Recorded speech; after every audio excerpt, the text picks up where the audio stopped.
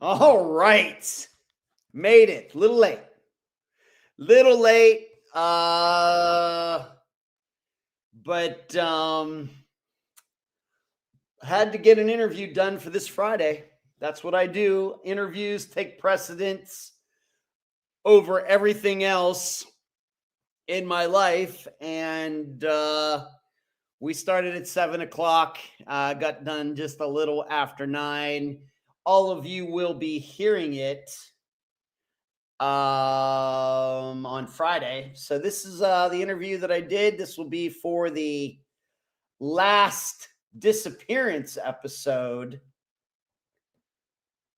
of 2025. Of course, we'll have an update episode for the last Friday. You know, we do update episodes every 1/3 of the year. So the end of April, the end of August, and the end of December, of course, the end of the year. So that is coming up. And yes, that episode will come out the day after Christmas.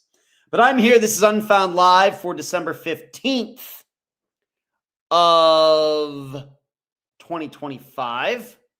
As you can also see, I am back here in Florida. I drove back here last Tuesday. It was a drive that was uneventful until the last 3 hours when the check engine light came on in my car. And so that was interesting. Really didn't hold me back that much. I figured, well, I don't know. I checked the oil and it, you know, like I've been saying, my car has been using some oil and now I'm actually charting it to see how much it is actually using. So I'm checking it every few days and checking the mileage now that I've gotten back, and we'll see what's going on there.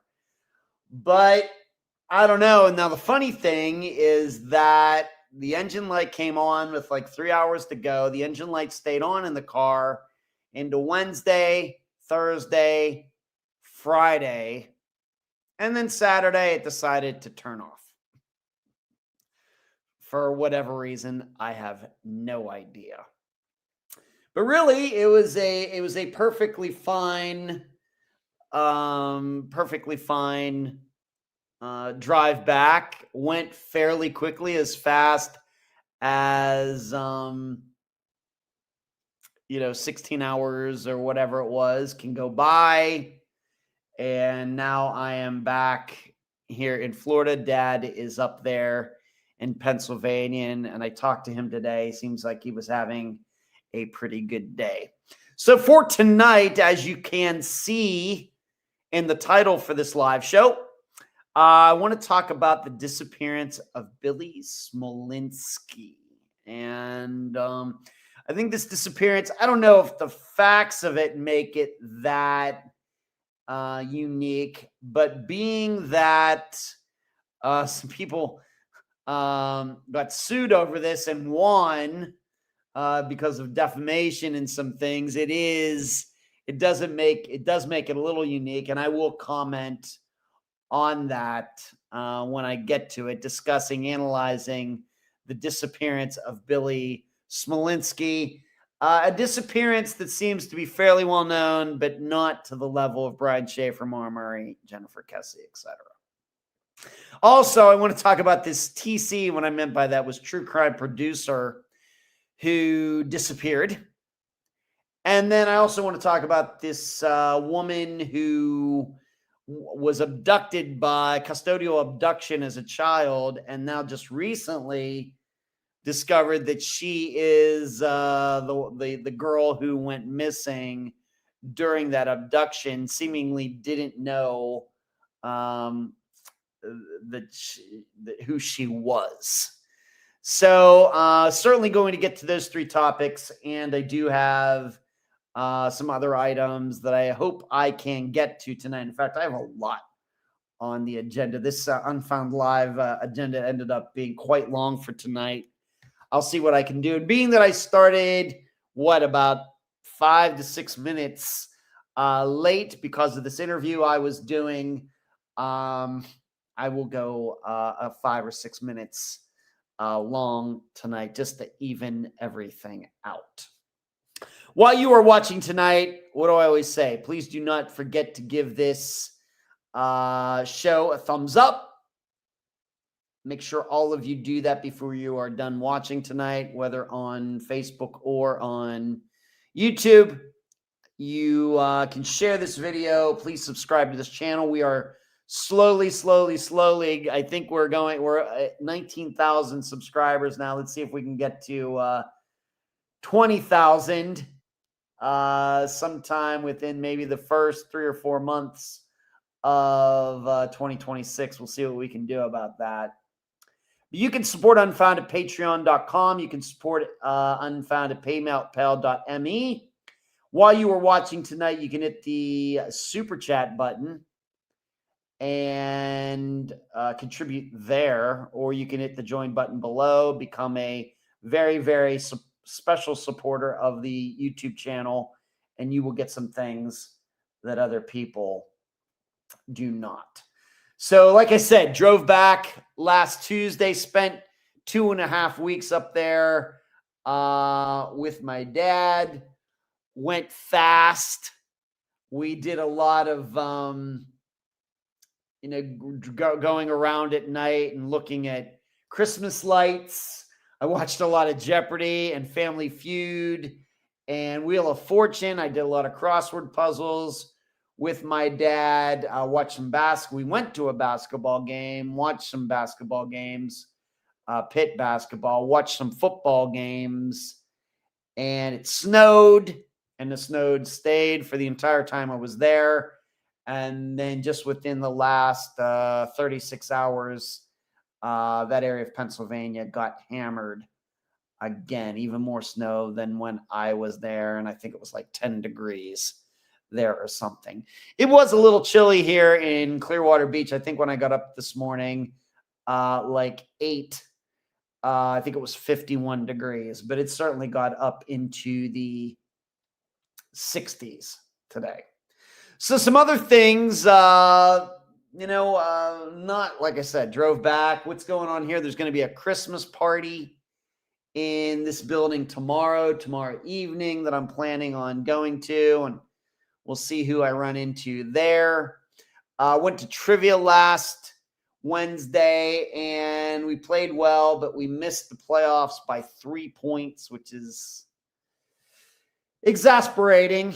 I think we just a little off. This is, of course, the new team that I'm playing with. Just a little off. Just zigging when we should be zagging when we should be zigging, betting points when we shouldn't, not betting points when we should.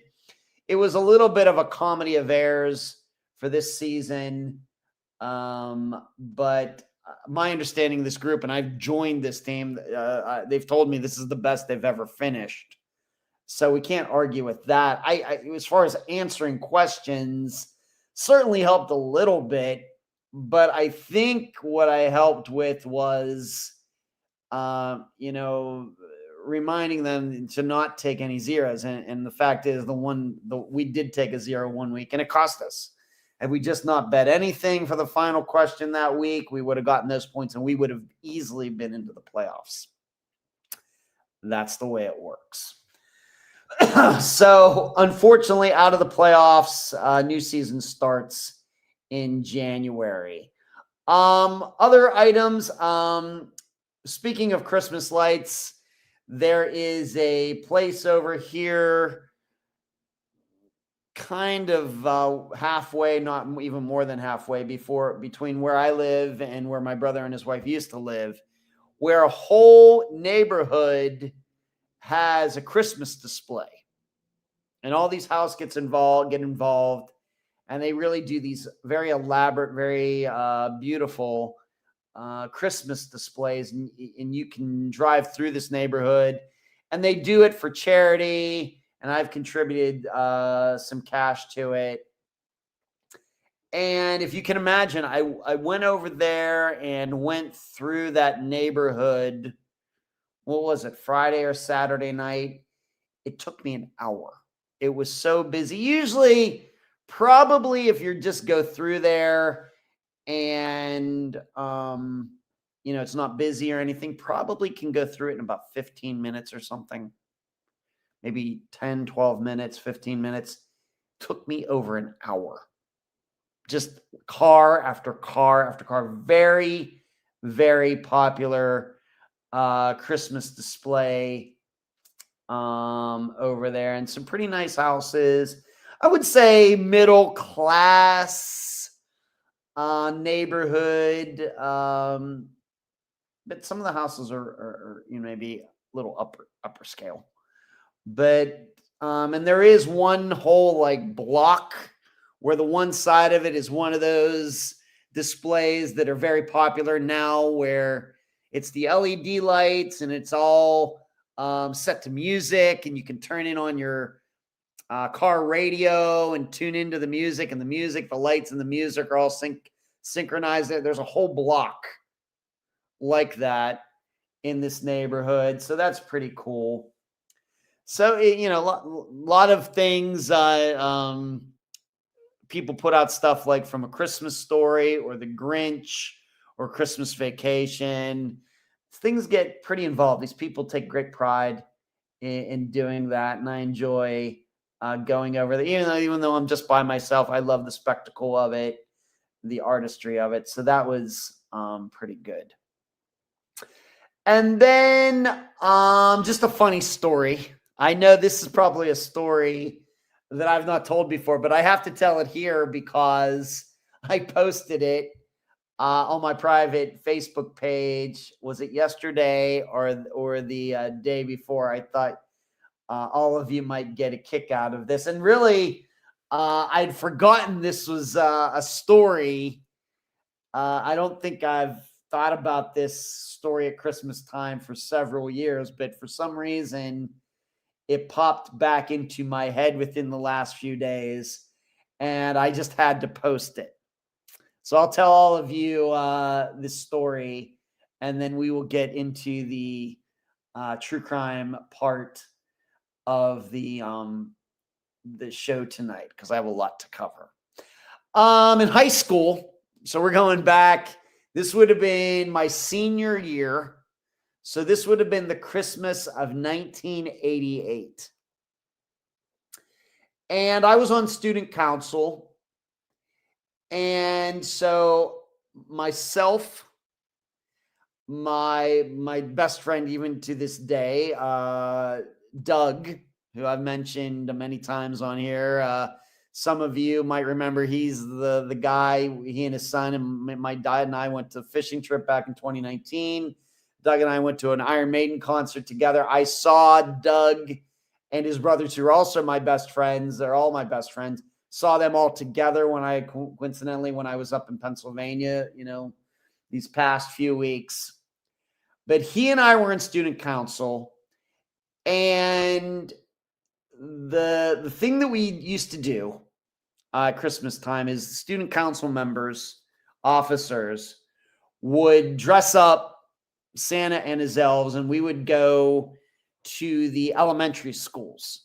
And at that time, Leechburg now only has one elementary school, but at the time it had at least two elementary schools. The elementary school that I went to, Gilpin Elementary, the building is just still kind of there.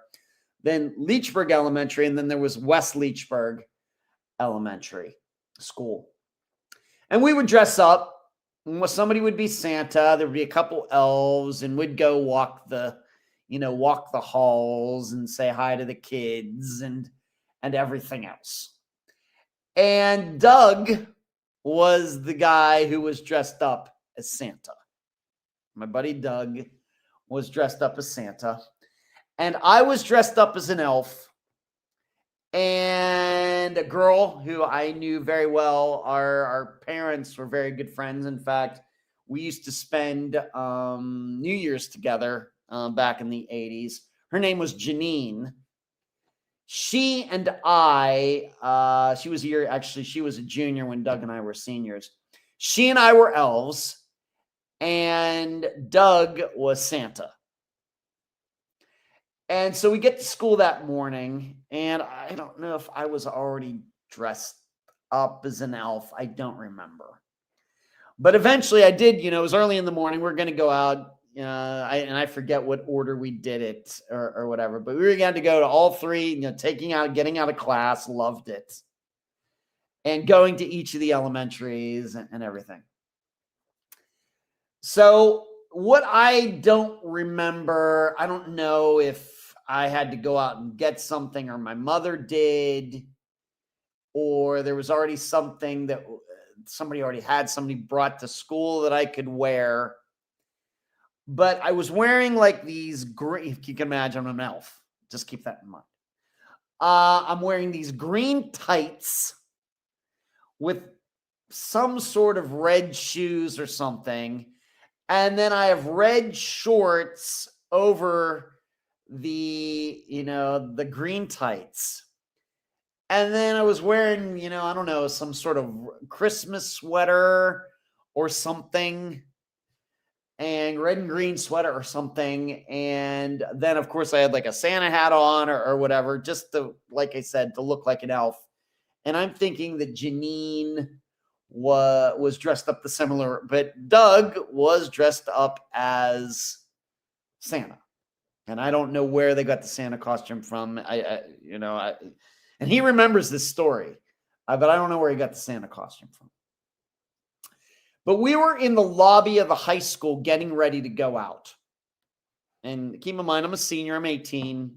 Doug is actually, even though we're in the same grade, he's actually a year younger than I am. He was 17. I'm actually over a year older than he is, even though we were in the same grade in high school. And so we're getting ready to go out. And a particular Leechburg High School teacher, a female, who I actually had for class. I don't think that I had her for my senior year. I don't think so. I think that was a different, but it was a teacher at the high school that I had in a previous year. In fact, I might have even had her as a teacher more than 1 year. That is certainly possible, but at least 1 year.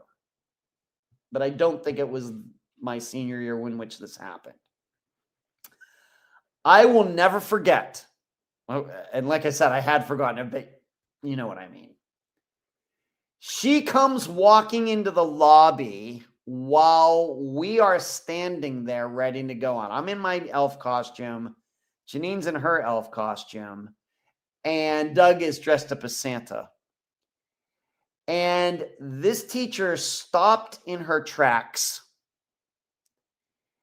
and eyed me up. And I had no problems with teachers. I never had any weird thing go on like that, even though, you hear, not with her particularly, but, anybody, I don't know, of course, these days, everybody is much more tuned into this stuff, I guess. But, you hear about, was this teacher having something going on with a student? I never heard anything about, I had perfectly respected this teacher, perfectly fine. Although she was a little strange, little artsy fartsy and everything, but I had never had any problems with her at all. Zero. But she stops in her tracks and looks at me and eyes me up and down. And Doug and Janine were there to witness this. And in fact, like I said, I asked Doug about it yesterday, the day before, and yeah, I remember that like it was yesterday. And she gave me this look like she was really into elves. Let's just put it that way. And that I will never forget that. It was like, hello, Marty. I'm going to say hi to everybody in a second. But I will never, she eyed me up and down, and then we locked eyes, and I was like, what is going on here? And then she proceeded to walk, she stood there and then walked into I think it was the main office for the high school. And I can remember turning to Doug and Janine and like, did that just happen? And they were like, yeah, that just happened. Now, of course, these days, granted, it was just a look, but we're all adults here. We know those kind of looks. And of course, if this would have happened these days, it would have probably been in the way the environment is today. Had I mentioned that to anybody, maybe something would have come out of it. I don't even remember if I told my parents or told any other friends, other students. I surely did not ever have a conversation with this teacher about it, even though I still had another half year to go before I graduated. I don't ever. But it was one of those things where, is this teacher checking me out and I'm dressed as an elf? It happened. And so, funny story, a little creepy. I know, last thing any of you parents want to hear about, if your kids are going to school and teachers making eyes at your kids and everything else.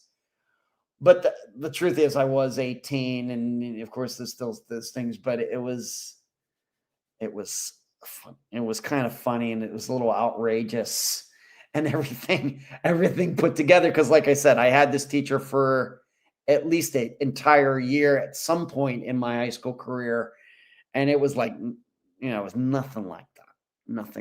And I totally respected her as a teacher. I thought she was a really good teacher. But in that moment,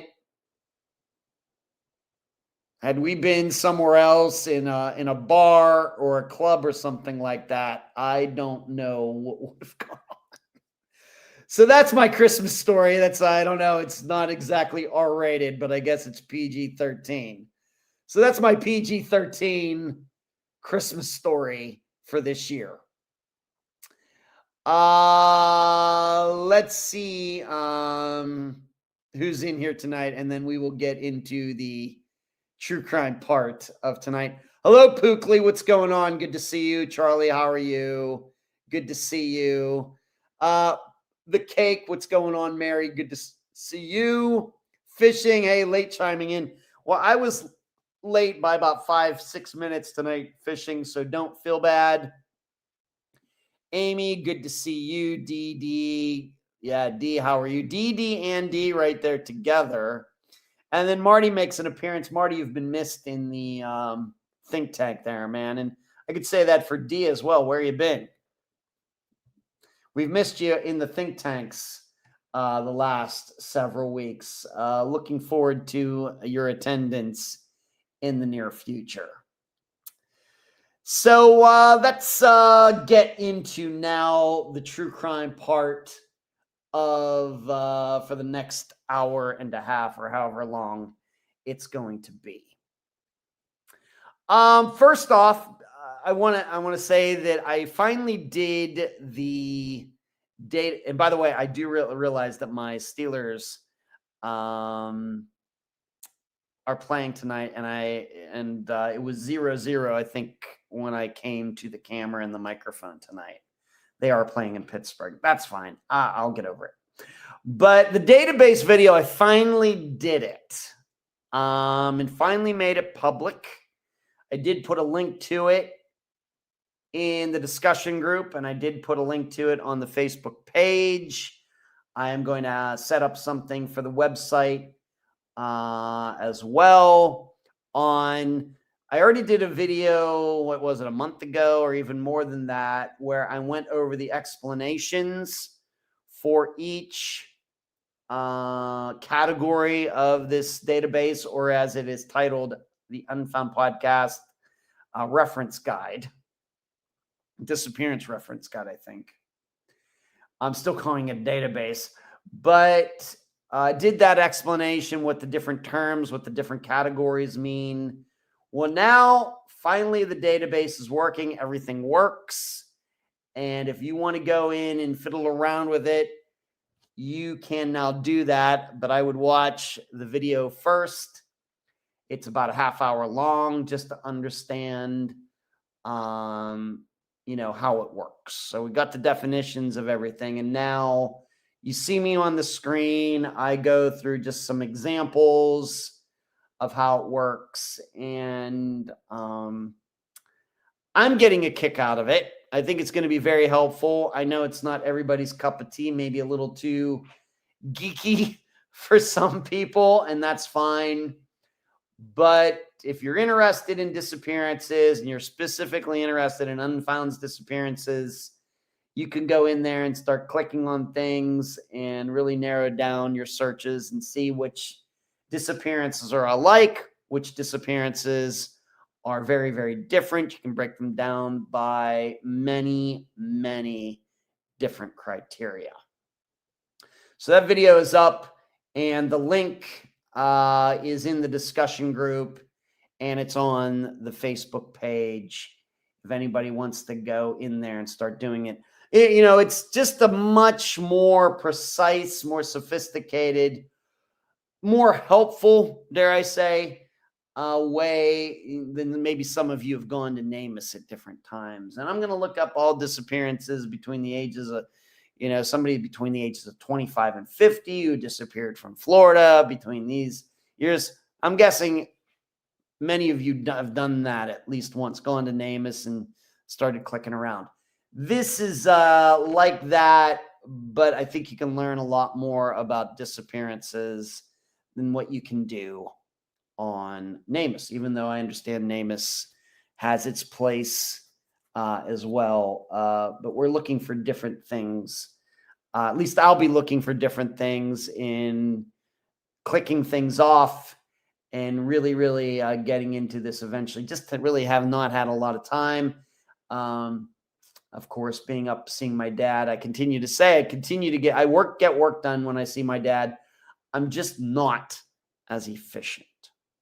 So please find that how-to video along with the definitions video on Facebook. It's going to help you out a lot. And please, if you start using the reference guide, the database, and I would like feedback on that, you can, of course, email me at unfoundpodcast@gmail.com. Something else I want to mention, this interview that I did back in August. It's supposed to be coming out very soon on the A&E website. So it's aetv.com. It's supposed to be coming out, and I'm very excited about that. I think they'll let me know when it's posted. And I'm especially excited because if you go to the aetv.com site, it's a pretty neat site, even though I will admit that don't watch the A&E channel very much, even though they do a lot of true crime stuff and everything. But I'm so busy working on my own true crime stuff, I don't have a lot of time to devote to other people's true crime stuff. But it's a pretty good website. I'm sure it gets a lot of hits, a lot of attention.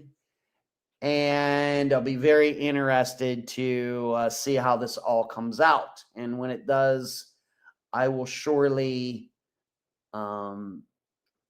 let you know and send you I'll be posting a link so all of you can check that out to see what I said on that. It was a fairly in-depth interview. I forget how long it went. I probably said back at the time how long it went. But I think probably going to come out pretty well. And hopefully it gives the podcast more attention, the website more attention, the YouTube channel more attention, and whatever else, hopefully. Some other things that are going on, once again, before I get into the three main topics that I want to discuss tonight. As I've told you a few times, and I wanted to do this series in 2025. It wasn't meant to be, but the disappearances of Teresa Hickman and Angela Westbury, two young women who went missing from Jacksonville back in late 1984. I continue to say the information that I continue to get regarding their disappearances is very eye-opening. And finally, Assistant Eric and I got the FOIA information from the Coast Guard. And like I said, this isn't going to, pretty sure, this is still a little bit out of my hands, even though I'm the guy that's leading this. I'm pretty sure this is going to be a series in 2026. And what I mean by a series, very much like how, Payne Lindsay up and Vanished did, the Tara Grinstead disappearance. Very much like how friend of the podcast, Julia Colley, runs things over at the Consult with some of the coverage they do over there for not just disappearances, but murders. And, Kelly Day Wilson, I've talked to you about that. What was it called? Devil Town podcast that I talked about some months ago about her disappearance in Texas. And it was multiple episodes. We're going to try that. Never done that before. Certainly we've had disappearances that I've broken up into like 2 different episodes, but it's really just one. It's so long, I split it into 2. This is going to be something like what some other podcasts have done. Going to give it a shot. Hope to interview some of Angela's family. Don't think I'm going to get to interview anybody in Teresa's family, but going to, of course, have Eric on. Going to have at least one person from the Coast Guard on. And certainly there have been other people's names who have popped up in getting the paperwork and doing all of this, that I think that we can put together a pretty good series. And I think it's good because it's eye-opening, man. It's been very, very eye-opening. And it's some of these things, very surprising. When I started this was years ago, when I first started the collecting the information, surely could not have predicted where this would all be now. Surely not. And I give all the credit in the world to Assistant Eric, who has worked on this in his spare time and contacted the Coast Guard and befriended this one investigator. And coincidentally, this investigator has also taken, even though it technically wasn't part of his workload, he also knew about these disappearances and has done some work on them. So, I think this is turning out to be much bigger than I thought it was going to be. And certainly some of the facts and everything that we've discovered, I think it's going to be very interesting to all of you. And maybe the biggest coincidental part of all of this is that even though their disappearances happened in Jacksonville, part of this has a Clearwater, Florida dimension to it.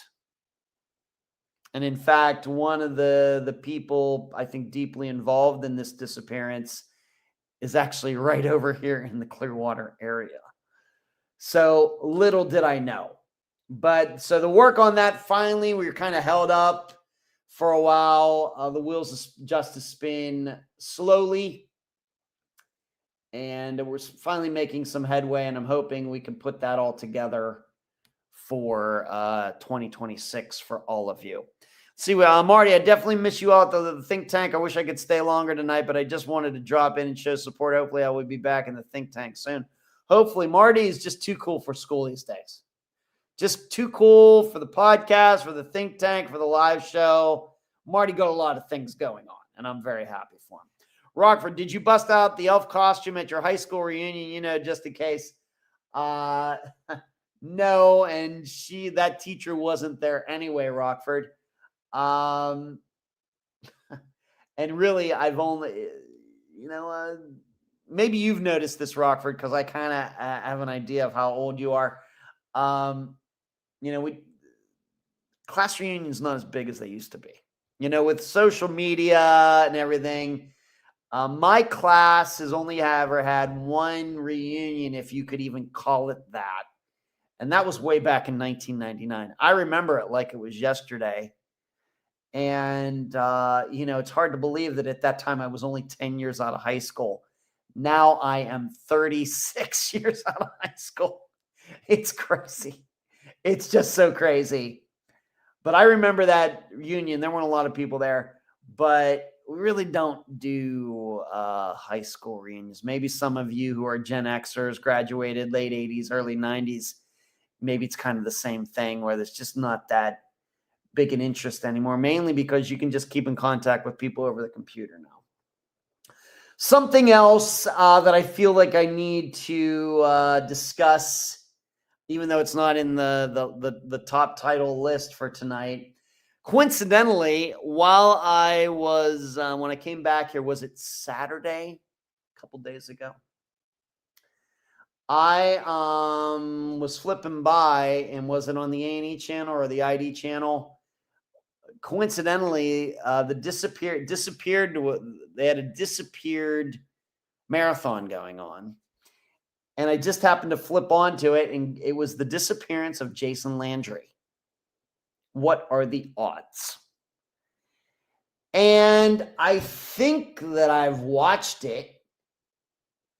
We have to remember that Jason's disappearance is a fairly new one. And so this disappeared episode, was just made within the last few years.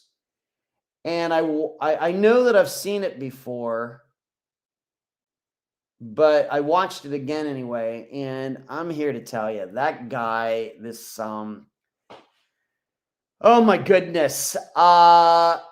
The former FBI, no, nothing against, of course, friend of the program, Julia Colley, but this retired FBI guy, is his name Abel Pena, who is plays a prominent role in disappeared's coverage for the disappearance of Jason Landry. Man, that guy doesn't know what he's talking about. This is certainly a guy, and he has a website, and he has this nonprofit or whatever he's running and everything else. He is surely just living off his resume as an FBI, FBI agent, former investigator. But I'm telling you, it adds nothing to the discussion. I don't know. I will be honest, and when I hear a former FBI agent talk about a disappearance, like I heard this on this episode, I get a little worried about FBI investigations overall. Once again, no offense, Julia, if you hear this.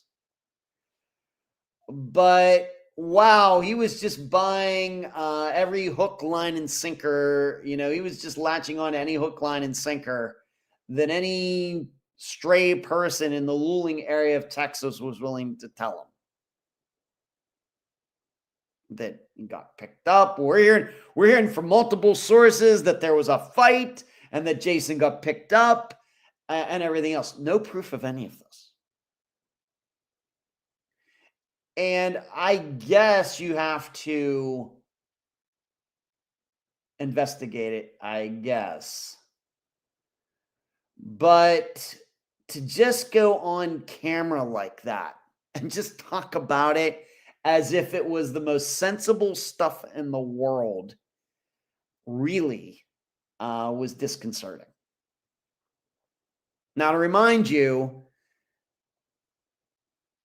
the FBI are not experts in disappearances. As much as we need to, as you've heard some people, guests of Unfound say over the years, we really need to get the FBI involved in this. And I'm sure you've gone to many Facebook pages and everything else, and you've seen posts from families. We don't trust the local cops. We need to get the FBI involved. And it's just not going to change much. It's just not. Even Julia herself, when I interviewed her, of course, I appeared on her podcast was it last year or the year before? And then she appeared on mine. Um, she was very clear. She's a retired FBI agent. Is that 20 some years? And in the total time that she was there, now granted, she was a profiler and everything. I think she said she worked on less than 15 disappearances in all her years there. So it's like less than one a year.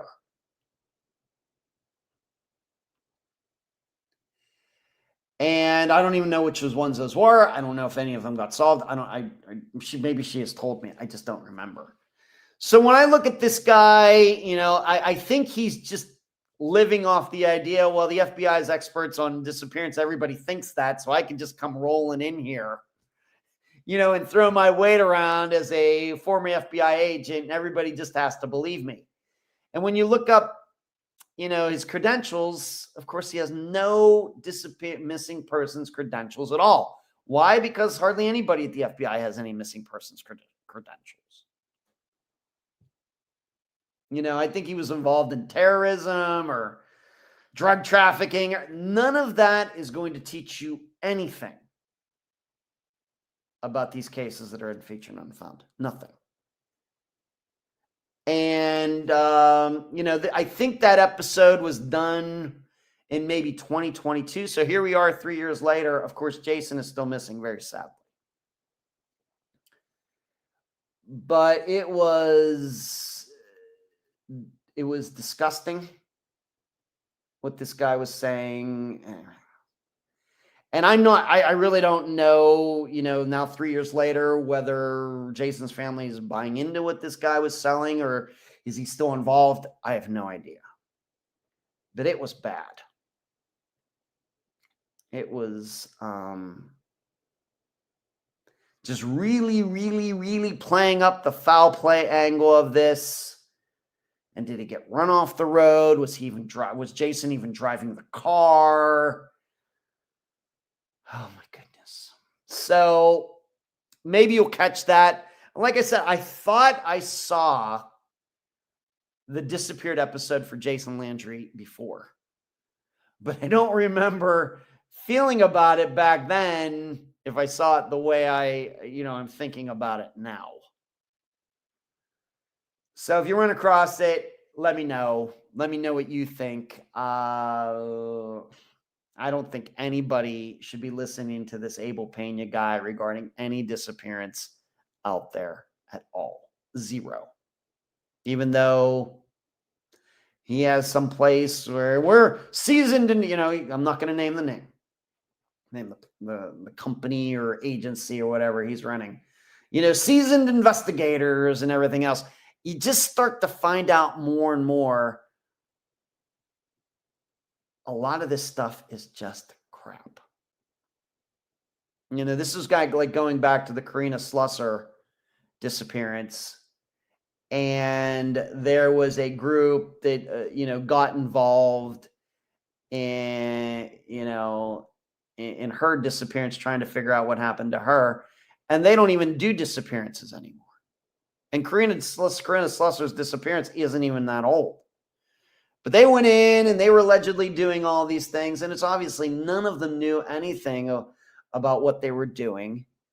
And, you go to their website and they're trying to sell the idea that, yeah, we're flying to foreign countries and we're jumping out of planes to go get children out of sex trafficking. I wish that were happening. It's not. It's not.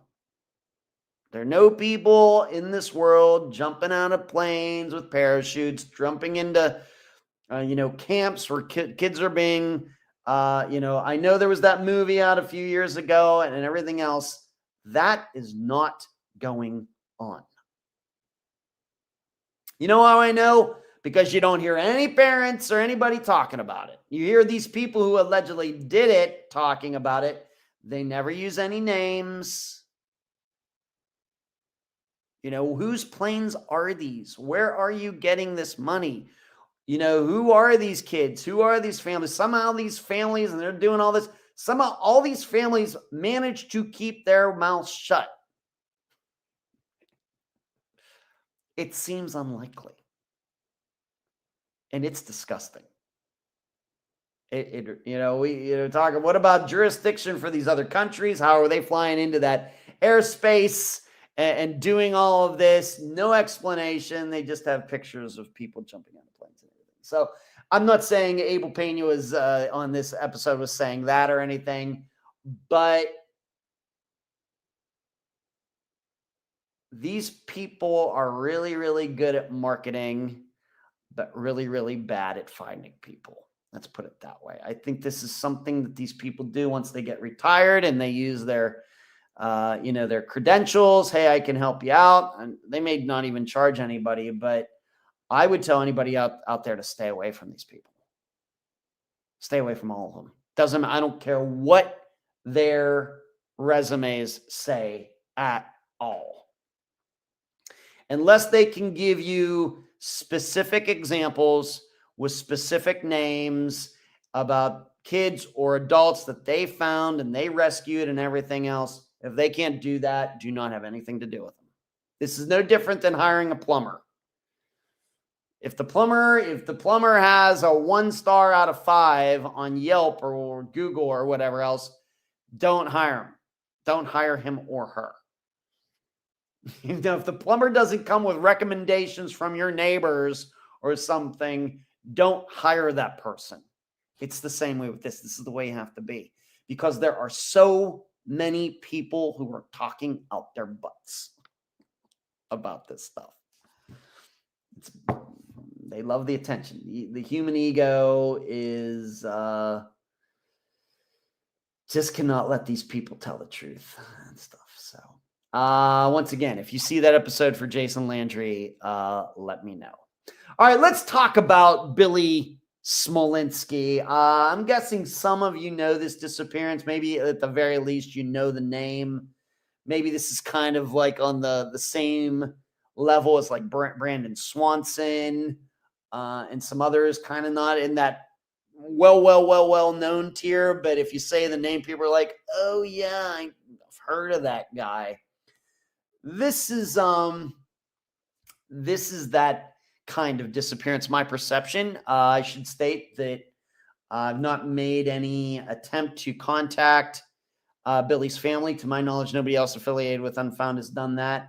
And really, it's because, as I already stated, there have been some lawsuits regarding the coverage and what people have said regarding Billy's disappearance. And some people got taken to court and they lost and they had to pay people money. And you can maybe understand why I would want to stay away from all of that. Not to say I wouldn't maybe help Billy's family off the record behind the scenes, but sometimes, discretion is the better part of valor. So I'm going to, as I usually do, I'm going to read the, at least part of the rundown, the paragraphs at the Charlie Project. And I'm going to state some things that, would be helpful to additionally know, even though it doesn't seem that information is out there. And then I will do my analysis, like I said, like I've been doing for months. Billy Smolinski was last seen at his residence in the vicinity of the 100 block of Holly Street in Waterbury, Connecticut, between 3:30 and 3:45 p.m.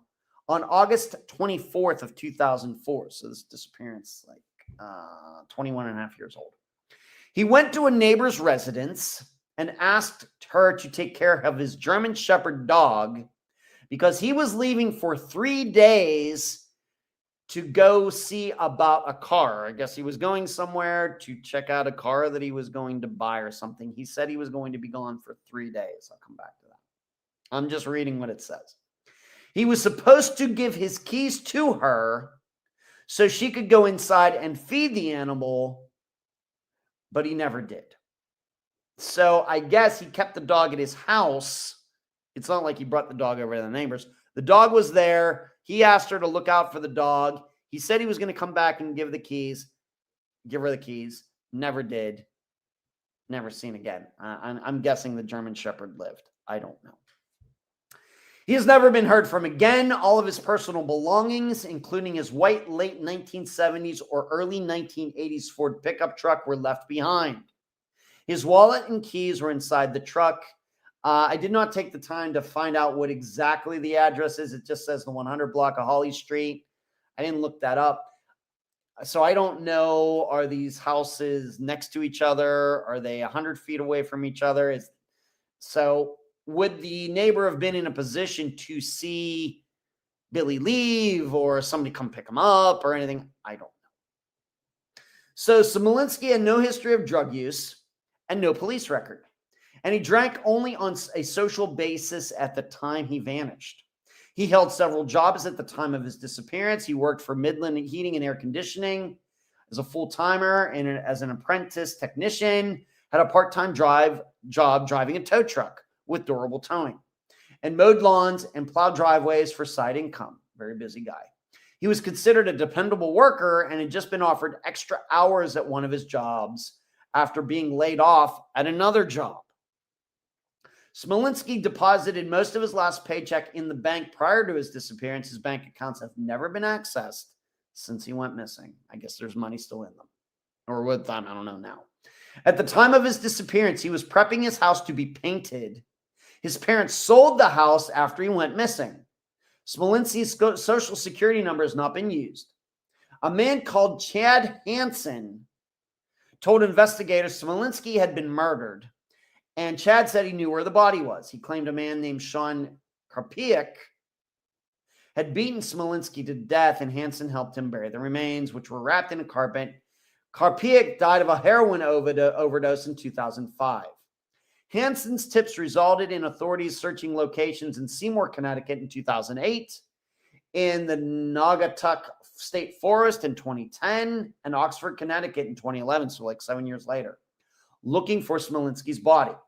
The Oxford search lasted 10 days and cost more than $100,000. A photo of Hansen is posted with his case summary. In 2011, he was charged with interfering with police and making a false statement. Authorities stated he deliberately lied to them in order to mislead the investigation. What I didn't include here was after this all happened, some in Smolinski's family started pointing fingers at others. And those others ended up taking some of the Hansen family and friends to court. And these other people won. They successfully, and we've talked about defamation. I've talked about it before on this live show. It doesn't come up much during the regular podcast episodes, but it's always something that I am cognizant of. It's something when I'm listening to an interview, and this is why we don't do them live, so I can listen to the interview again and figure out, well, did we go too far there? Because I'm the one that eventually would have to explain this stuff. And thankfully, over 9 years later, 390 some disappearances featured, 522 episodes, no suing, no lawsuits, nothing. And given that as in depth as we get on Unfound, it's pretty good. And I really do not believe that I've defamed anybody. I want to state for the record, I don't think I've gotten away with anything. I think that I've been well within my rights as an American citizen to cover these disappearances. But sometimes there are things that guests say that I'm like, yeah, you can't do that. We can't say that. I'm going to have to take that out. That happens once in a while. But in this particular case, somebody got ticked off, took them to court and won. I didn't write down the monetary amount. It was not like $1 million or something. In fact, I don't even think it was $100,000, but still. But defamation in the United States compared to most other countries, very, very difficult to win a case like that. It's just not enough to say that somebody lied or being able to prove that somebody lied. You have to show that it did the person not just damage to their emotions, but actual damage. Did they get divorced because of it, or did they lose a job, or did they lose business? You have to put tangible things attached to the lying.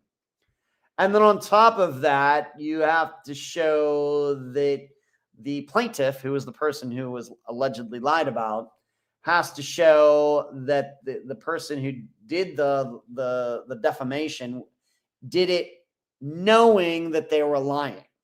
It's a really, really high standard here in the United States.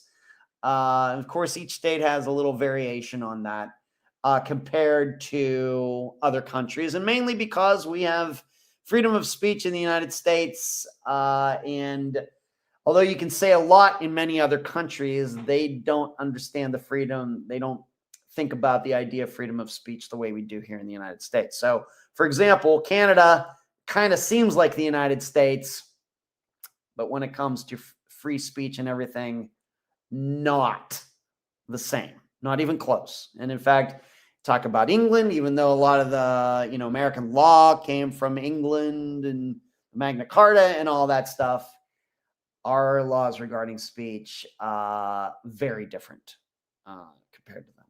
Australia, a lot of other places. So very high standard to meet if you want to win a defamation case.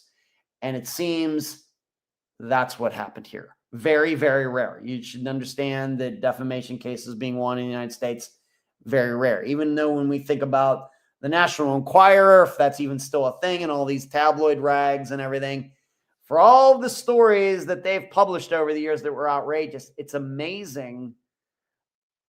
Even though they have lost some defamation suits and everything, it's amazing how many times they've not been sued, or people have tried to sue them and didn't win. It's amazing.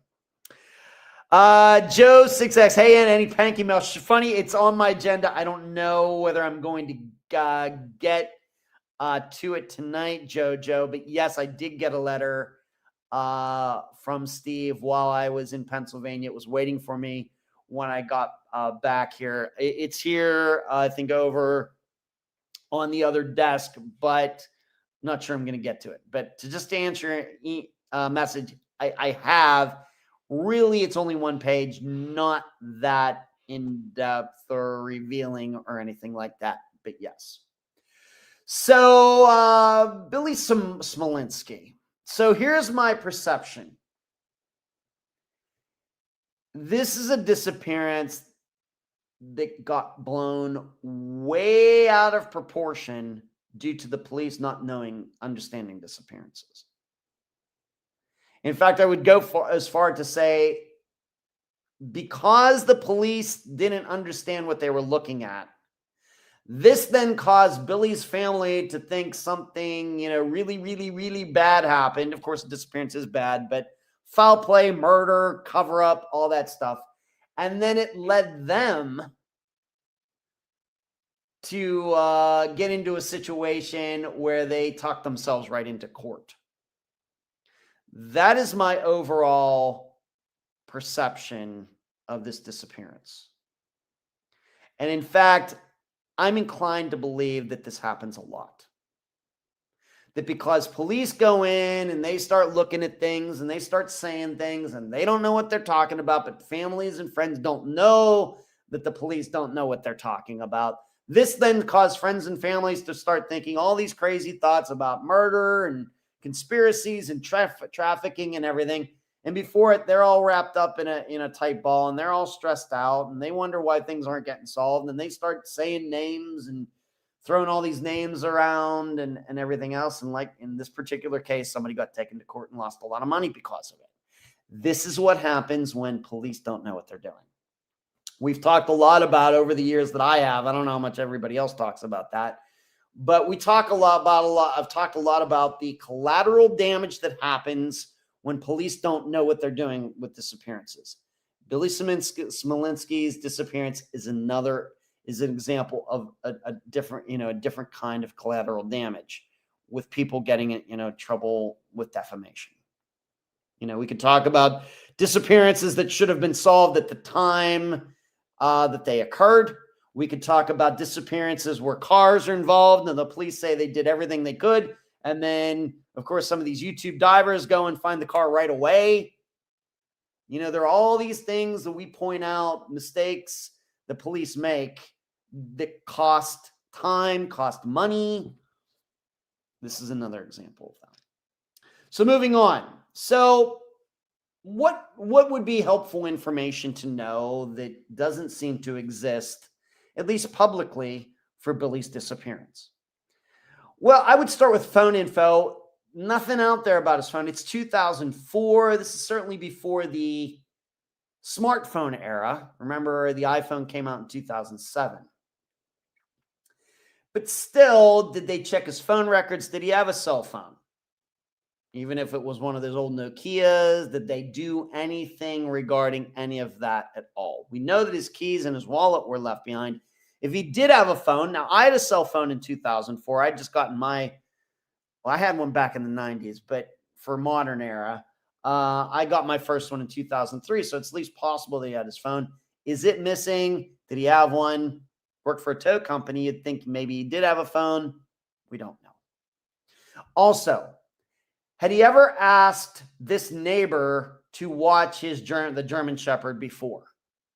Don't know. This would be helpful. We also don't know, was he really looking for a car? Did Billy tell any of his friends, family, I got this truck, but I'm thinking about getting a car, and man, I think I'd like to get something nice. Was he really doing that? Of course, it's the internet era. You certainly could buy and sell cars on the internet by that time, maybe on Craigslist or something. I think Craigslist existed at that time. Was he doing that? Did he have the money to do that? Was he into cars? Was he really looking for a car? Because that's seemingly what he told his neighbor. I'd want more confirmation of that in just one person. What were the big things going on in his life at the time? Did he have a girlfriend? What was his money? It sounded like he had a decent money situation. Something about his house. Were there any big changes in his life before he went missing? Even thing changes in a positive way. If he had a computer, most people, by 2004 did have a computer. What did his computer say? Did anybody, of course, we know, even before this, Joshua Guimond, who went missing before this, his computer played a big role in the investigation of his disappearance. Did Billy have a computer? Was it searched? Did it have, of course, this was before Google, so whatever search engine was popular at the time. Did anybody look into that? Don't know. And it did say that he was interested in fishing, hunting. Well, if he's in hunting, had a gun, any of his guns missing? Rifles or handguns? Once again, nothing out there that I could find. But I think you can understand, all of you are, tuning in here on a Monday night. You're dedicated, unfound people, dedicated missing persons people. How these additional questions, the answers to them could be very helpful. And they're not really, the most sophisticated questions, but these are ones to better hone in what was going on in Billy's life and get a better picture, a snapshot of his life right at the time before he went missing. I think all of this information would be very helpful in us analyzing Billy himself. For example, what if we were to find out that he had never asked his neighbor to watch his dog before? Okay.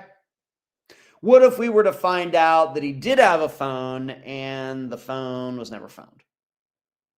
What if we were to find out that they did check his computer and it seems like the hard drive had been wiped or everything had been deleted or somebody trashed the computer or something like that? What if we were to know that? So I think you can understand what I'm saying about this.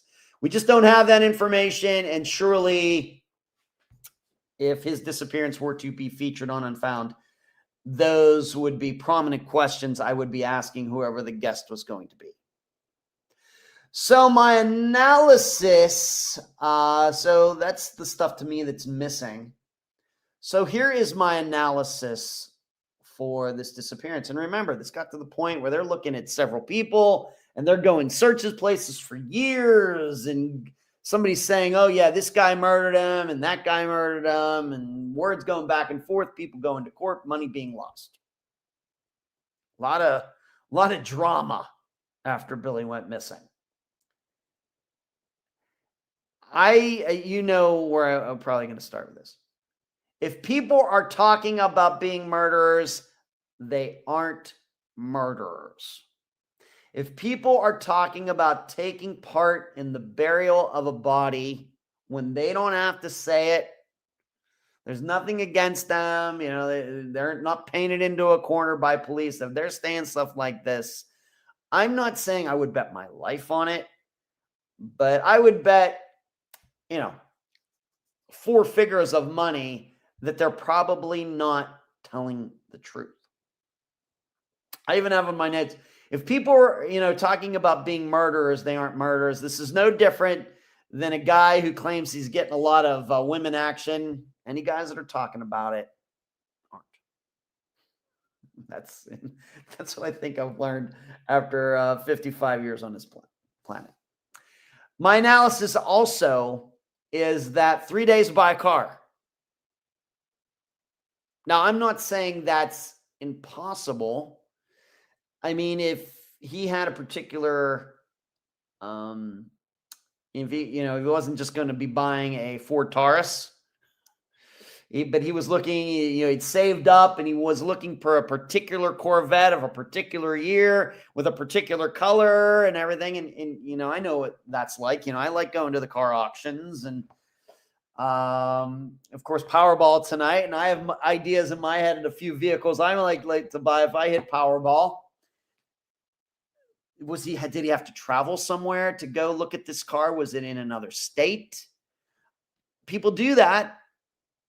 People do that. They're really into cars. It's not weird. But also, on the other hand, you'd think if it was some car that was really unique, some rare, like I said, Corvette, Mustang, Ferrari, whatever else. Ferrari is probably too expensive for Billy's wages.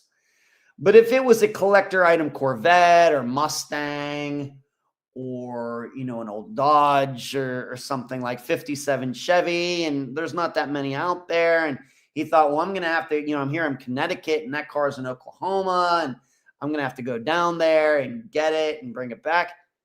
3 days doesn't sound crazy. The problem is that if I think that this were the case, he would have talked about it. Oh, yeah, I'm thinking about buying this rare car. He would have talked about it to people. It doesn't seem that he did. And given what we know about Billy's, his situation living, situation working, he got laid off from one job and picked up hours. It doesn't sound like he was in a position to buy some sort of collector car that there's only like one of, 100 left or something, where you have to go far away to get one. So this really, really, to me, is a red flag for this disappearance. That if he really said, yeah, I'll be back in 3 days because I'm going to look at a car, that really gets my attention. But I'd like to hear it from other people, not just one person. Maybe the person who was supposed to babysit the dog misunderstood. Maybe, it wasn't 3 days. Maybe he meant 3 hours or something. I don't know. In addition, why couldn't he just take his dog with him? If he's going somewhere to check out a car, why couldn't he take the dog? Dogs love riding in cars. Dogs love that. Bring the food, bring the water, stop every few hours to go to the bathroom. He and his dog have a great time going to check out his car in some other state. Why did the dog have to be left at home? My parents used to go on road vacations around the United States. They took our dog everywhere. Took our dog to Canada fishing back in the 80s. Of course, next, remember, his keys and his wallet were left behind.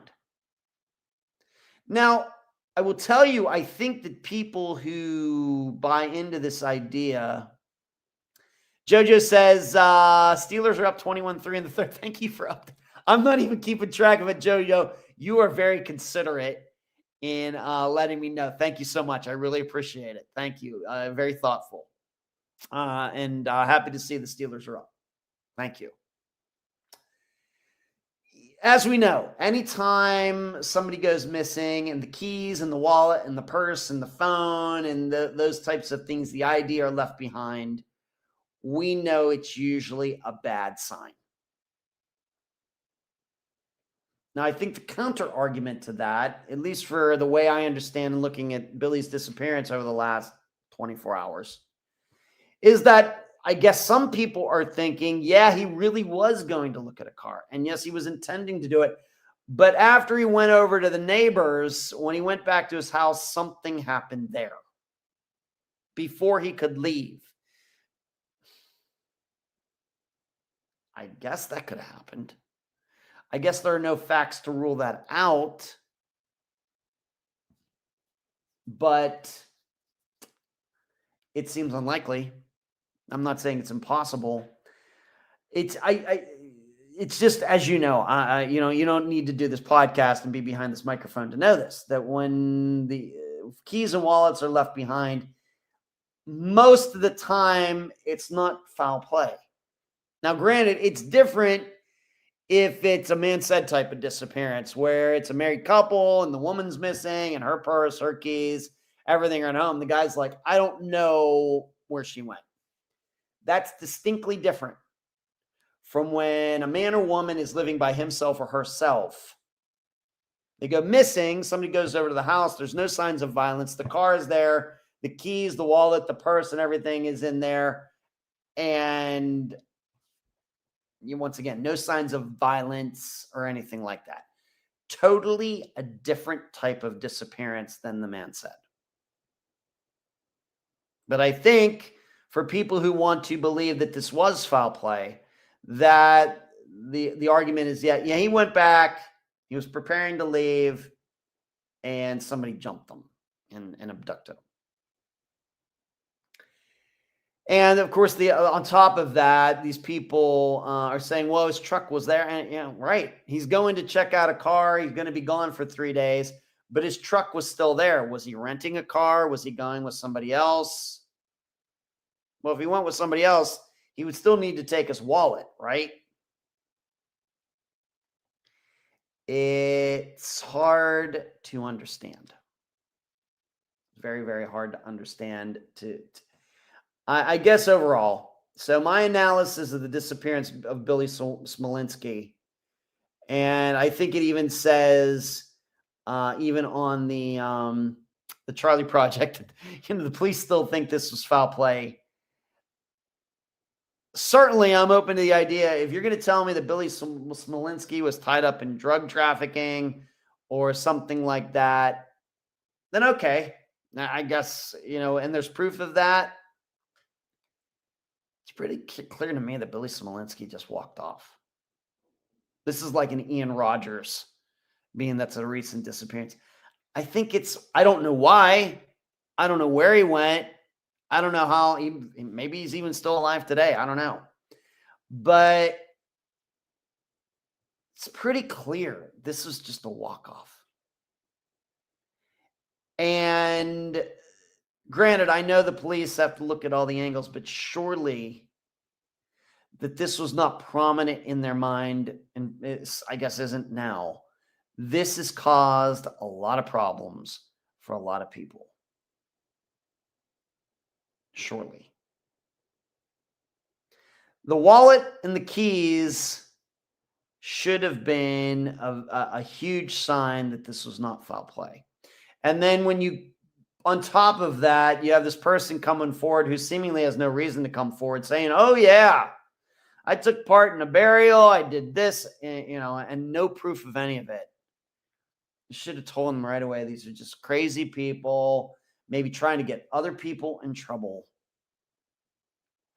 And Billy simply walked off. I think that, he said, my insight. The reason he wanted somebody to look at his dog is because he knew he wasn't coming back and he wasn't going to take his dog with him to do whatever he wanted to do, but he didn't want the dog to die. The reason that he told his neighbor 3 days is because he didn't want anybody to realize he was missing for 3 days. Of course, if he's, says I'm going to be gone for a few hours and he doesn't come back in a few hours, then everybody's going to know that he went missing quite quickly, and maybe they'll stop him from doing what he's planning to do, maybe.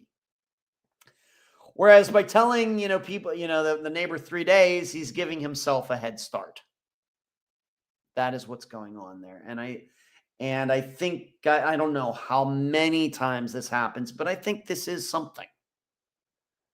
People say they'll be back in a week. They don't come back in a week. It's just a way to get away. Gives them a huge head start on doing whatever they want to do. And on top of that, maybe to a little lesser extent, he was not in a position, I think, financially to put 3 days.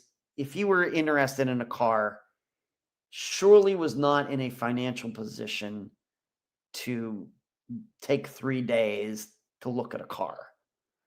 That's what retired guys who are going through midlife crises, and they're going to take a 3-day trip to go look at some 1963 Corvette somewhere. They'll take 3 days and make it a road trip and everything else. Not the Billy Smolinskis of the world. He wasn't independently wealthy. He had to go to work. I think the Billy Smolinski walked off, and it's a dang shame that those people had to lose money for a disappearance like this. If it was a different situation where foul play was somewhat obvious, if it's like Jody Huisentrude's disappearance or Susie Lyle's disappearance, and a family gets all ticked off and they talk their way right into a defamation lawsuit that they lose, you can understand that. They think, hey, the information's right there. We know that something bad happened to her. We know it. For Jody Huisentrude, everything's strewn all over the parking lot. You kind of understand it. They can't understand why it can't be solved, and they start throwing names out there. And not that Jody's family's gotten in trouble for anything. It's just an example. You can understand if it's foul play. But Billy Smolinski's disappearance is not one where anybody should ever come close to being, having to go to court over defamation. Really, that should never happen. But I think, unfortunately, due to the police work and them not realizing it, I think that set that all up. So I feel very bad for these people who lost this money. If they're listening to this, if they're going to tune into this, I feel horrible for you that you lost this money however long ago it was. But I'm pretty sure that Billy walked off. I don't know why. Did he have mental health issues? Did he not like the way his life was going? That he lived in Connecticut, but he really wanted to live in California? Is this a Trevor Nichols situation? Maybe it was. I'm, of course, hoping Billy is still alive out there. Obviously, he's probably living, maybe at this point under a different name and started a new life. But you lost that money for nothing, for sure. So that is my analysis of Billy Smolinski. I don't know if, given once again the defamation side of this disappearance, if any podcast has really gone in depth with his disappearance or YouTube channel, I don't know. But my instincts tell me when people find out about people being sued and people don't want to talk anymore and everything, it's going to make it a little tough. And a host like myself might be thinking, man, if I cover this disappearance, and maybe feel motivated to mention these names and everything else, maybe I might end up in the exact same place. So I'm going to avoid that. So there you go. Moving on. Let's move on to,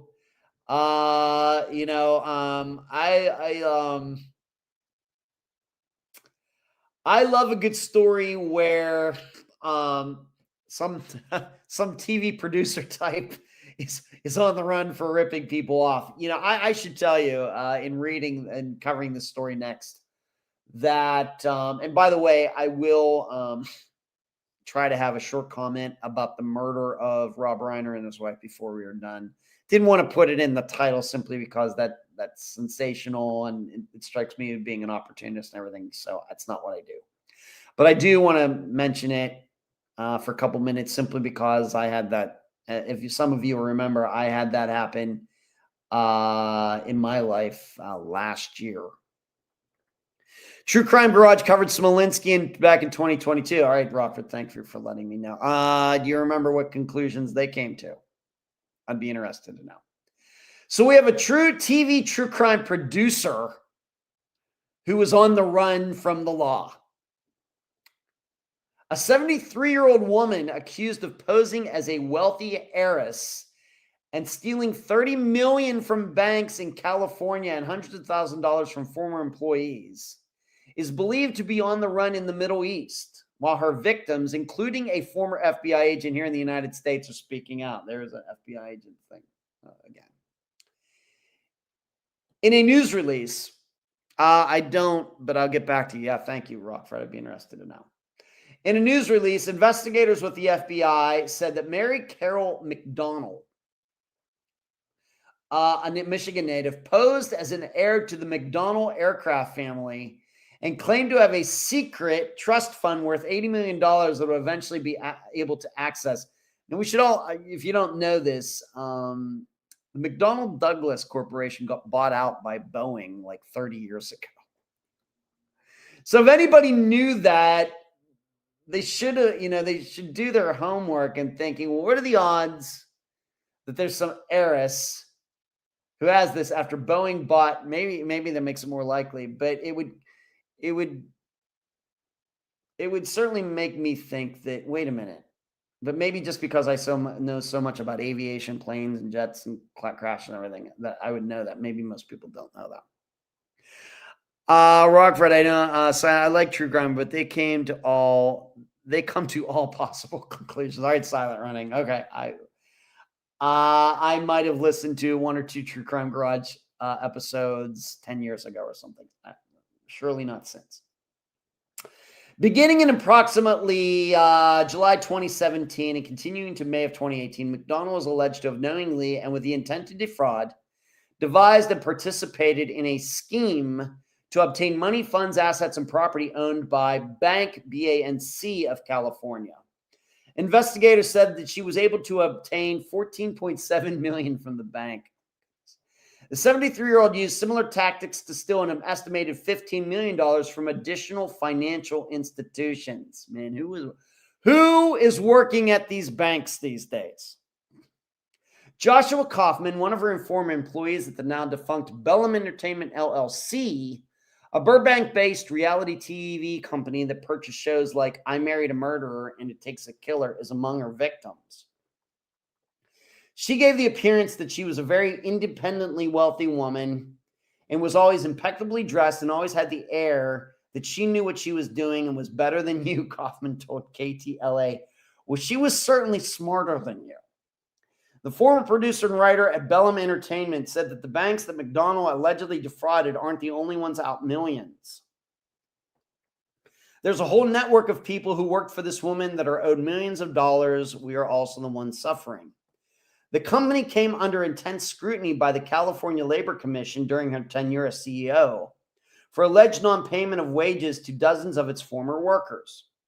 At around the same time, the FBI alleges she was involved in defrauding Bank of California and other financial institutions. McDonnell told employees that significant bank fraud was the reason the company was unable to meet payroll. We all thought something strange was going on, and then all of a sudden one day she was just gone. Retired FBI agent Bob Chacon told KTLA, so he was, I guess, had a contract with her to do true crime shows, and he got screwed over. Initially, the former special agent said he was paid well, but when the 73-year-old disappeared, he was out $36,000. Leaning on his training, Chacon offered KTL something of a psychological profile of a person like McDonnell. They're very complex characters and they're not dumb. They carry these things out. They build this house of cards. Ultimately, it comes down and they try not to be around when that happens. Do you need to be an FBI profiler to know that?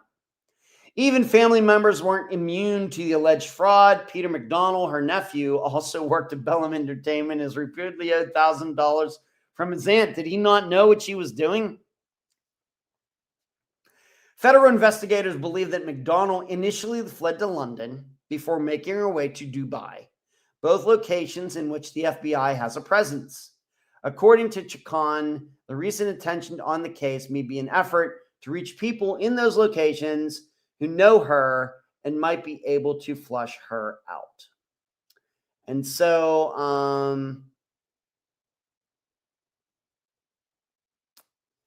it just doesn't give a date of when she actually doesn't work here. Let me see here. Just doesn't give an exact date in this article as to how long she's been on the run. But like I said, heir to the McDonald fortune, it got bought out by Boeing like 30 years ago. She should have changed her last name to Boeing.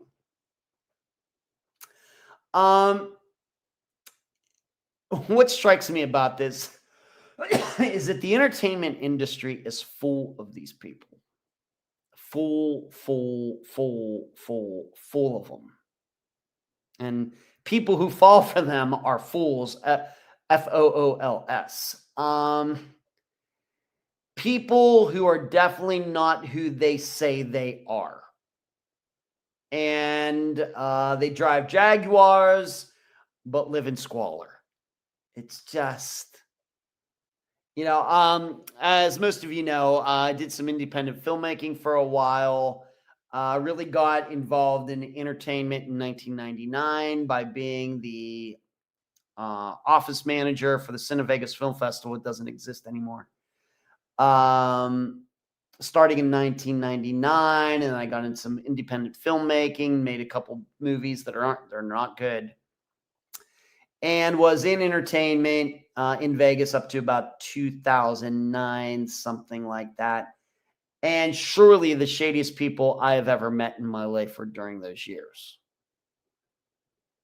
Just so many big talkers, and I'm doing this, and I'm going to do that. I'm going to do this, and I'm going to do that. And you never hear from any of them again.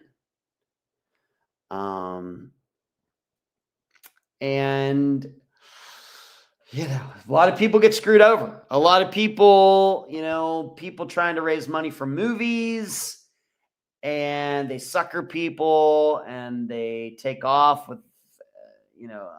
without ever paying, the movie never getting made and everything else. Entertainment is so full of these types of people.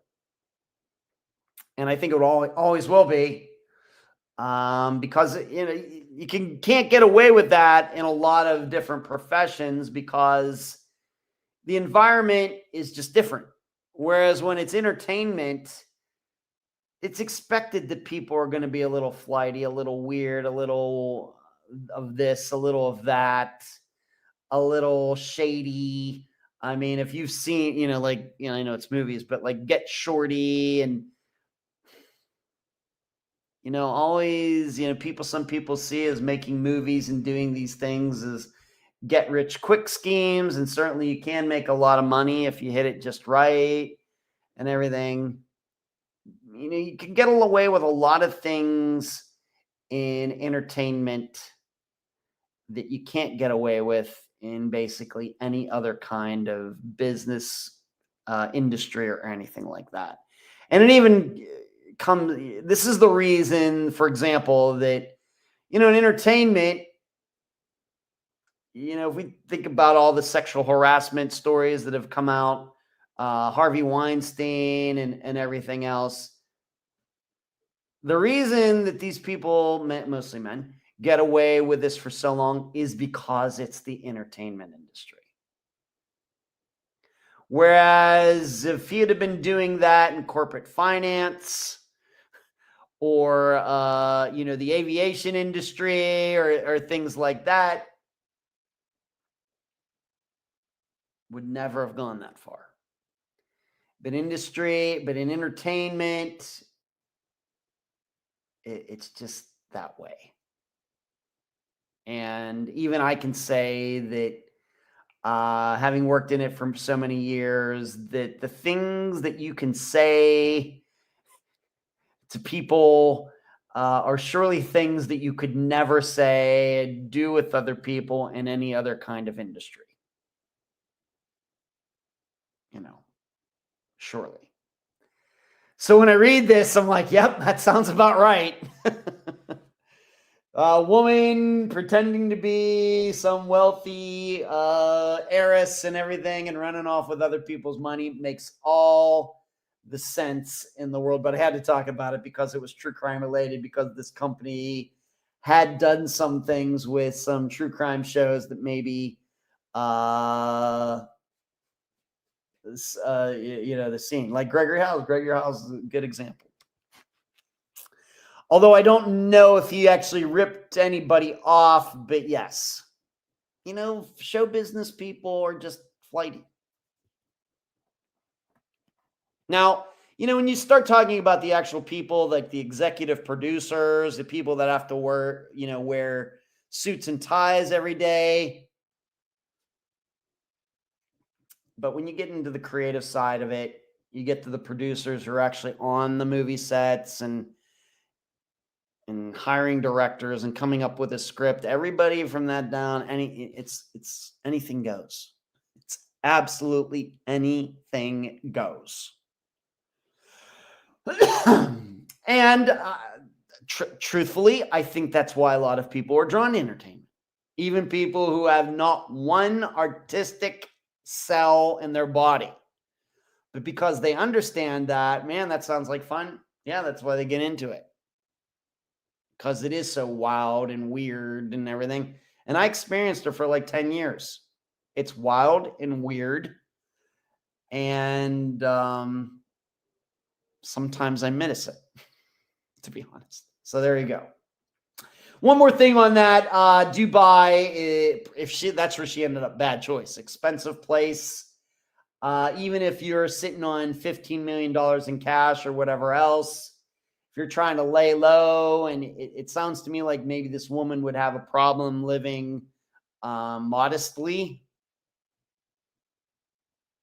And I would also think that if she is in Dubai and she's white and she's that age and she's there by herself, she may stick out a little bit.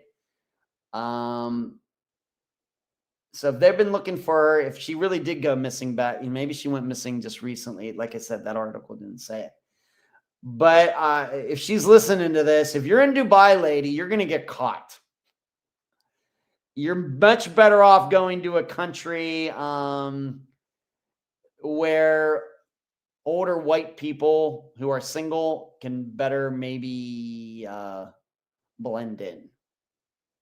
Not that I'm telling anybody how to get away with a crime, but Dubai seems like a bad choice to me.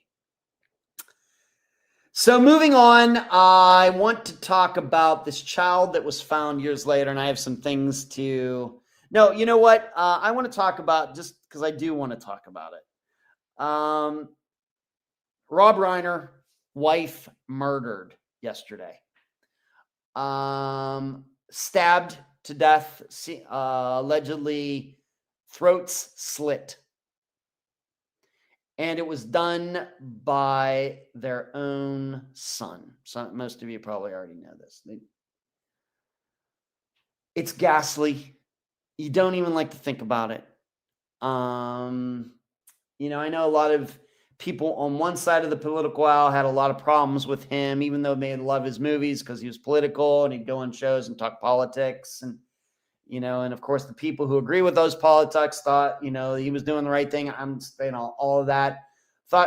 Seemed to me that Rob Reiner was a good guy. Certainly maybe had lost his director touch in the 90s, but when you put together movies like This Is Spinal Tap and When Harry Met Sally and A Few Good Men and Stand By Me, you go on a run of movies like that. Hey, even Alfred Hitchcock burned out after a while. And I'm sure he had more money than he knew what to do with. Of course, his production company was responsible for Seinfeld getting on the air as Castle Rock Entertainment. Rob Reiner was surely not hurting for money. Of course, his father was a very famous actor, maybe most famously before he died, taking part in the Ocean's 11 movies with George Clooney and Brad Pitt, etc. If you don't know, Rob Reiner's father, Carl Reiner, was the director of The Jerk. The movie The Jerk with Steve Martin. Rob Reiner and wife, not hurting for money, seemed like a good guy. Not a big fan of his acting, like back in All in the Family, a little before my time. Seemed like a good guy. And this is just terrible. And it's one of those things, it does show you that good people, unfortunately, can have kids who have problems, and not just have problems, but are just plain bad. And I realize, his son Nick, who allegedly did this, and who knows if there's going to be a trial or whatever else, but had drug issues, had mental health issues, had been living on the streets, and maybe had cleaned himself up. He got interviewed several years ago where it seemed like he cleaned his act up, but it's also now obvious that much more recently he had fallen back into his bad habits and addiction. And he had, I guess he was invited or something, but there was a Christmas party at Conan O'Brien's house on Saturday, and Rob and his wife were invited. And Nick went along. I guess he was invited too, or they took him along. And he was a nuisance there, not talking to anybody, not dressed for the occasion. And eventually, witnesses stated that Rob and his son Nick got into an argument while they were there, and they left the party early. And then yesterday, in the afternoon, Rob's daughter, for some reason, had an inkling that something was going on, went over there and found her father and mother deceased, murdered. And it very well may be, maybe, I don't know where they tracked the son down. Did the sister already know that the son did it? Was he there and admitted to it? I don't know. But terrible. And this does remind me of, you'll remember I told you about it last year, that there was a guy who knew fairly well, older than me, in his 60s. His name was Mick Barber Sr. Good guy, very soft-spoken guy, very decent disc golf player, better than me, although I could beat him once in a while. He usually beat me, but maybe 3 out of 10 times I'd beat him, and 7 out of 10 times he'd beat me. We'd be on the same card or whatever else. He was murdered last year by his son. And I knew his son too, not as well. But the son also murdered Mick's brother, so the son murdered his uncle. And I had no idea about this until after it all happened. Mick Barber Jr., the murderer, son of Mick Sr., he had mental health issues for all. Never knew it. Maybe people who knew Mick them better knew that, but the way I knew them, I did not know that. And is there going to be a trial? Like I said, it seems like it was over a year. It was, I forget when it happened, over a year ago at least. But I think that arose from Mick and his brother were going to be going on a cruise with their wives. In fact, that's how people realized that something was wrong, because they didn't show up somewhere to go for this cruise out in the water for a week. And the belief, the scuttlebutt around the disc golf community at the time, was that this happened because Mick, was going to be leaving, and he wasn't leaving any money, and I don't think that he was going to allow Mick Jr. to live at the house while he was gone, mainly because Mick Jr. was a problem. And this is what occurs to me. Hello, Maureen. How are you doing tonight? This is what occurs to me when I think about Rob Reiner and his wife and their son. Was this Conan O'Brien Christmas party the last straw? That, because this is something, being that I don't have any kids or anything, I don't have to think about it. But when you start having problems with children like this, adult children, and you've tried to help them, as it seems Rob has, and you get to the end of the rope and you decide, you know what, I'm not helping this kid anymore, and you decide to kick him out, go out in the street, maybe he's doing drugs, you're going to call the cops and everything. This could be when the violence happens. You start cutting somebody off, if Rob was giving us some money and to do this and trying to get him help, and I understand he went to rehab 15 times and whatever else. If Nick thought that this was the final straw and everything, this could have been the motivation. We may never know. But seeing the similarity of the two, with Mick Sr. getting, and by the way, Mick Jr. did not stab his uncle and his father to death. He shot them. And in fact, there was a Ring camera that I don't think caught the video of it, but did catch the audio of it, if you can believe it. But I think it's because Mick just said, I can't do that. You have this problem, you have that problem. And the reason they suspect this was the motivation is because of the ring bell, because the video or the audio, because as Mick Jr. was shooting them, he was yelling something about, you're going to do that to me, well, I'm going to do something along those lines. If you're going to do that to me, then I'm going to do this to you. And ugly, very bad. It's so dangerous. It's so dangerous. Very sad. And Rob Reiner, he was married to Penny Marshall first. Did they have any kids? I don't know. But he had, with his current wife, they had been married for a long time. They had 3 kids, I think it's 2 sons and a daughter. And can't imagine it. It's very, very sad. And I know there's been outpouring. Before the interview I did tonight, I watched a video that Kevin Bacon did. Of course, he acted in A Few Good Men, which Rob Reiner directed. And he was talking about remembering Rob. Rob was such a great guy, and Kevin couldn't believe that Rob called him back then to be in that movie, of course, with Tom Cruise and Jack Nicholson, Demi Moore, or is it Demi Moore? He just felt so fortunate to be part of that.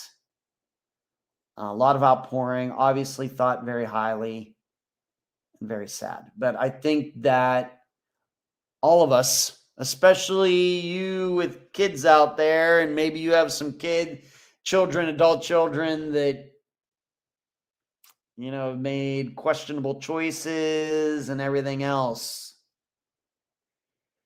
you got to be careful.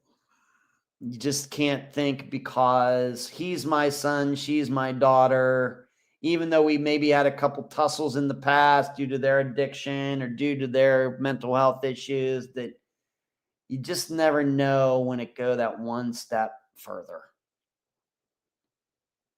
Because I'm guessing that probably Rob and his wife did have confrontations with their son before. Maybe some of them did get physical. You just have to be so careful. This is no different, I think, than, when women are in abusive relationships and they're thinking about leaving, don't tell the guy you're going. Just leave. It's as we all know, very dangerous part of a relationship. Don't give any forecast. Don't give any inkling that you're going to go. Just, quote unquote, disappear. Because something like this could happen in a different way. Very sad. Very sad. So now I will talk about, and as far as Mick, going back to Mick, my friend Mick Barber Sr., I didn't know his brother as well. I'd talked to him, but he didn't really live here. Mick Barber Sr., is also very sad. Good guy. Everybody thought so highly of him. I remember I was just so shocked when I heard it. Just so shocked. And then finding out who did it and everything else. And then seeing the kid's picture and everything.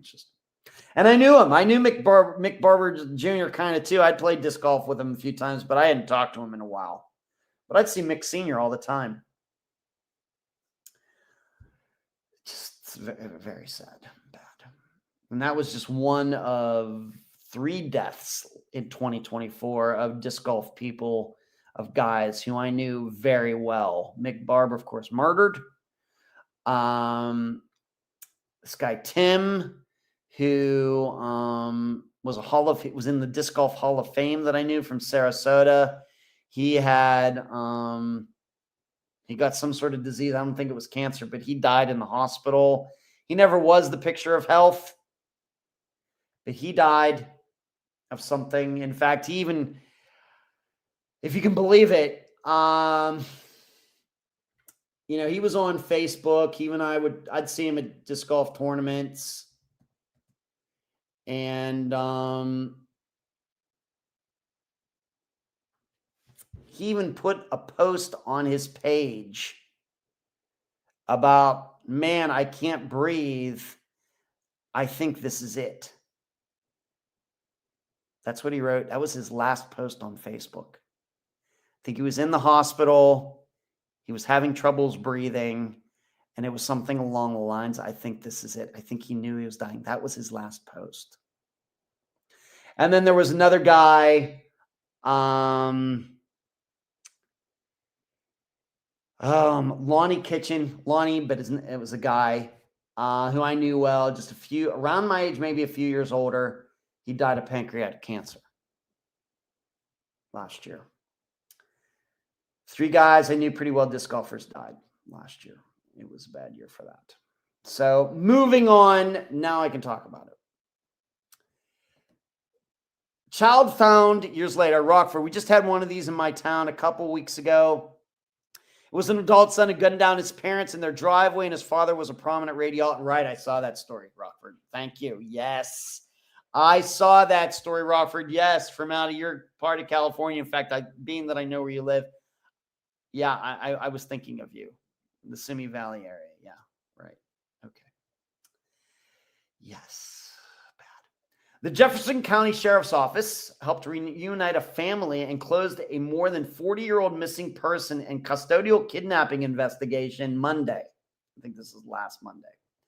Authorities said Deborah Lee Curry Newton took her then 3-year-old daughter, Michelle Marie Newton, to Georgia in 1983 to begin a new job. But after a final phone call, they both vanished. An FBI unlawful flight to avoid prosecution warrant and a custodial interference indictment followed. Years later, in 2017 years later, the Commonwealth couldn't reach Michelle's father, Joseph Newton, and the case was dismissed. Michelle was later removed from the National Missing Child Databases in 2005. It's so weird. A family member reached out to the sheriff's office in 2015 for help, which encouraged them to re-examine the case. The Commonwealth's attorney at the time, with the help of detectives, re-indicted the case in 2016. In 2025, a Crime Stoppers tip in Florida found a possible match for Deborah. And Jefferson County Detective Constance Jones confirmed the resemblance. DNA from Deborah's sister showed a 99.99% match to the person in Florida.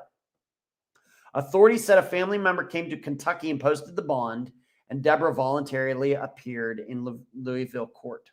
Michelle, who was living in another state under a different identity, contacted the sheriff's office after finding out about her family history, and the department was able to reunite her with her family, according to the sheriff's office.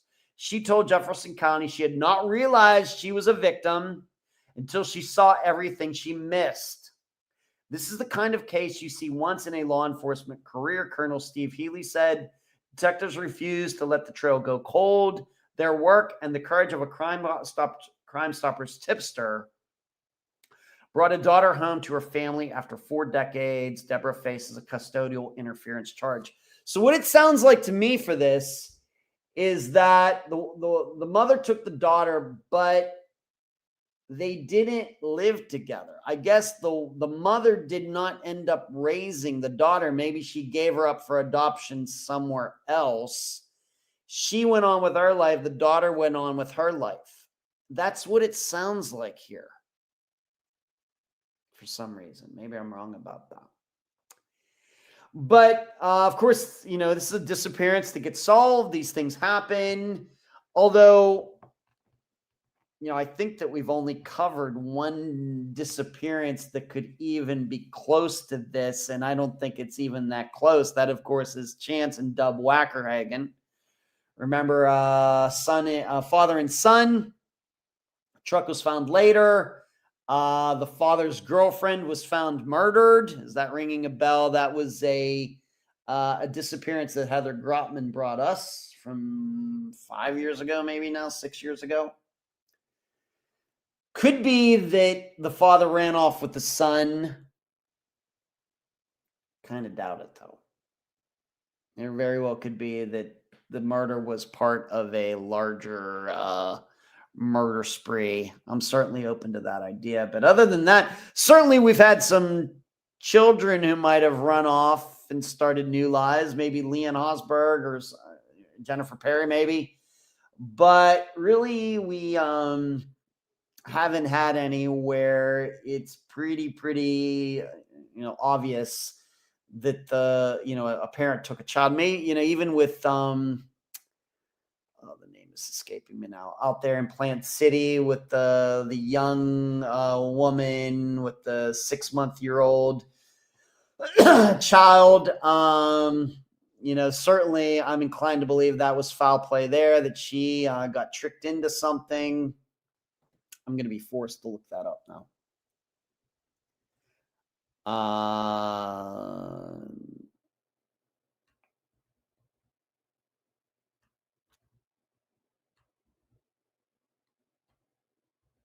Yeah, Bonnie and Jeremy Dagus out there in Plant City.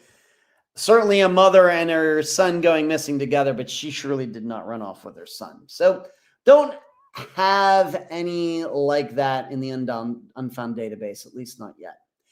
But there's something that I think we all need to keep in mind in these types of situations. I know a very popular idea is that mother takes child, runs off, and then is somehow getting help from her family. Obviously, it does happen. It does. And the family will run interference for the wife or the mother and the child, and they'll try to keep everything discreet. But we have to realize how hard that can be to pull off forever. We also have to realize that the child is not going to be a child forever either. And I ran into this. I don't mind talking about this, but years ago, I almost covered the disappearance of the Zacharias children.